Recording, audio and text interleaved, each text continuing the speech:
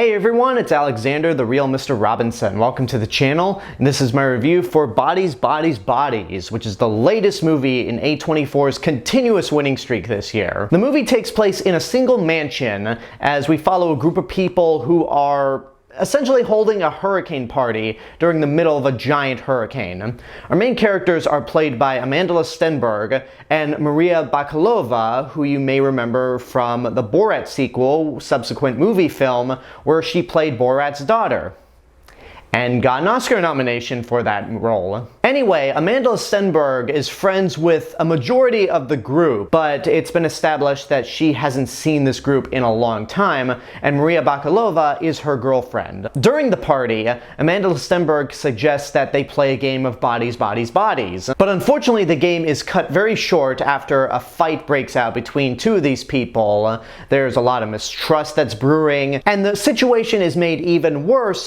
when it's revealed that one of them has actually died, and now everyone is pointing fingers at each other trying to determine if there's a murderer among them. When I saw the trailer for this movie and I heard what it was about, I thought it was a pretty novel concept, and the trailer certainly sold me on it. A24 has been doing a bang-up job this year already. There's several movies that they've made that are going to end up on my best of the year list.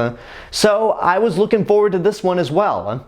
When I walked out of it though, I walked out of it feeling very unsure about it. As I said on Twitter, I really liked how novel of a concept it was. It was funny and creepy. But on the other hand, I hated 90% of these characters, and it made me lose faith in future generations, considering that most of these characters are supposed to be in Gen Z, the generation that came after me. To which the director responded by saying, "Don't worry, it's going to be fine." Arrow through the heart emoji. So I just thought to myself, this is a movie I need to actually sit on for a while before I actually give a review. And this is something I normally don't like to do. I know I do it quite often where reviews for movies don't come out immediately. I always like to try to get a review out as soon as possible. But Bodies, Bodies, Bodies is the perfect example of a movie that I can't review right away because I need time to really think on it if I'm really having mixed opinions. And having a week to think about this movie, I've said this so many times, but I might have to do a top 20 list this year because Bodies, Bodies, Bodies is just such a novel concept and such a great movie. This movie is more of a black comedy and more of a whodunit than a straight up horror movie, as some of the trailers may have led you to believe. But that isn't to say that the movie isn't suspenseful. It very much is, because throughout the whole movie, you're just wondering to yourself, who is the killer? Who could possibly be the one person responsible for these murders happening?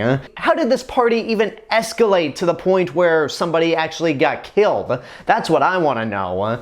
And the movie does a fantastic job of leading you down that path and keeping you guessing on who's a suspect. And once you get to the end of the movie and the answer is given to you on how this actually started, the first thing that went to my mind was, "You've got to be shitting me." But upon further consideration and just sitting on the movie for a week, the answer they gave us actually checks out. Like, it makes perfect sense why this one little thing escalated the entire movie to be a whodunit. Now, in terms of your characters, I think the point is to hate most of them, because a lot of these characters are a bunch of rich kids who think they're high and mighty above one another and are willing to go out of their way to stab each other in the back, metaphorically and quite literally. So if there was any reason at all to like any of these people, I think it would be for the same reason you like the characters in Grand Theft Auto 5, where you like them because they're so reprehensible. The only two characters in the movie that you can legitimately like are the two characters that open the movie, Sophie and Bee, played by Amandla Stenberg and Maria Bakalova respectively. Sophie is established to be somebody who's gone through rehab. She was a cokehead, and she basically has been out of touch with the rest of the characters. And I have to single out Maria Bakalova especially, because B is not only the one you have the most sympathy for, but she seems to be the most level-headed one of the group. Granted, she doesn't know any of these people outside of her own girlfriend, but you kind of feel sorry for her I'm not going to say she's completely innocent, but she's the one you would least suspect given the circumstances. I didn't review Borat's subsequent movie film. I did see it though, and it's overall not as good as the first Borat, but with her playing Borat's daughter, she elevates that movie more than you could ever imagine. And she is just fantastic. She's really good in this movie as well. And Amandla Stenberg is always good. There's nobody in this movie that really stands out as giving a bad performance.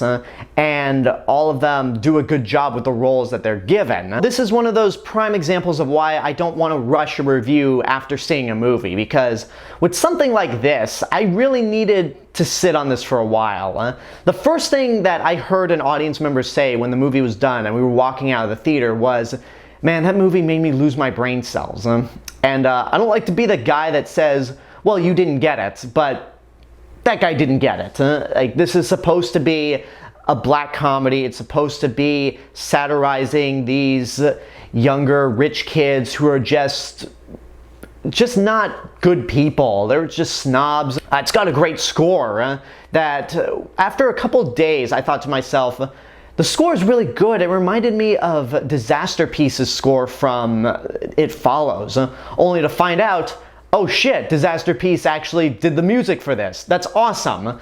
So as a whole, I'd say it's worth seeing in your lifetime. It's clever, it's funny, has a great level of suspense, and the ending might initially come off as just a cop-out, but when you really think back on it, it makes a whole lot of sense. So I definitely give this a high recommendation, and we'll see if at the end of the year I have to make a top 20. And there you go, that's my review for Bodies, Bodies, Bodies. I hope you enjoyed it, and now I want to know what you guys think about the movie. If you've seen it, what did you think? Whatever the case may be, let me know in the comments below. And until next time, this is the real Mr. Robinson telling you there is only one. Hello everyone, I just wanted to say thank you all for watching my review for Bodies, Bodies, Bodies. Make sure you like the video, subscribe to the channel, and hit the bell button to get notifications. Don't forget to follow me on Facebook, Twitter, Instagram, go check out my Twitch channel, and support me on Patreon. I'll see you guys in the next video, but until then, have a good day, and take care of yourselves.